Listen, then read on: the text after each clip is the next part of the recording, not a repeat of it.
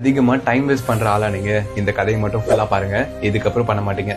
ஒரு ஊர்ல வாழ்ந்து வந்த ஒரு அரசர் தன் நாட்டு மக்களுக்கு நிறைய உதவிகள் பண்றத ஒரு பழக்கமா வச்சிருந்தாரு. அப்போ ஒரு நாள் அந்த அரசர் சந்தையில இருக்கும்போது தான் கூட படிச்ச ஒரு பழைய நண்பனை பல வருடங்கள் கழிச்சு சந்திச்சது மட்டும் இல்லாம நீயும் உன் குடும்பமும் எப்படி இருக்கீங்கன்னு கேக்குறாரு. பதிலுக்கு அவருடைய ஏழை நண்பனும், அதை ஏன் அரசரே கேக்குறீங்க? எனக்கு யாருமே வேலை கொடுக்க மாட்டாங்க, என்னால எந்த வேலையும் ஒழுங்கா செய்ய முடியல, நான் என்ன தப்பு பண்றேன்னு எனக்கு தெரியலன்னு சொல்ல, இப்ப பதிலுக்கு அரசர் சொன்னது என்ன தெரியுமா? உன்னுடைய கஷ்டம் எனக்கு புரியுது, இன்னைக்கு சூரியன் அஸ்தமனம் ஆகிறதுக்குள்ள என்னுடைய அரண்மனைக்கு போய் உனக்கு எவ்வளவு தங்கம் வேணுமோ எடுத்துக்கோன்னு சொல்லிடுறாரு. இதை கேட்ட அவருடைய ஏழை நண்பனும் இந்த சந்தோஷமான விஷயத்த தன்னுடைய மனைவி கிட்ட சொல்ல ஓடி போறாரு. இதை கேட்ட அவருடைய மனைவி அப்ப உடனே போய் எடுத்துட்டு வாங்கன்னு சந்தோஷமா சொல்றாங்க. பதிலுக்கு அவரும், இப்ப எனக்கு ரொம்ப பசிக்குது, ஃபர்ஸ்ட் நீ டிஃபன் ரெடி பண்ணு, நான் சாப்பிட்டு போறேன்னு சொல்றாரு. கொஞ்ச நேரம் கழிச்சு நிறைய சாப்பிட்ட பிறகு இவருக்கு தூக்கமும் வருது. சரி, இன்னும் டைம் தான் நிறைய இருக்குன்னு தூங்கவும் செய்யறாரு. சில மணி நேரம் கழிச்சு எழுந்து பார்த்தா மதியானம் ஆகிடுது. சரி, இதுக்கப்புறம் கிளம்புனா கூட கரெக்டான டைமுக்கு போயிடலாம்னு நினைச்சுக்கிட்டு வீட்டுல இருந்து கிளம்பும் போதே நிறைய பைகளை எடுத்துக்கிட்டு அரண்மனைக்கு நடக்க ஆரம்பிக்கிறாரு.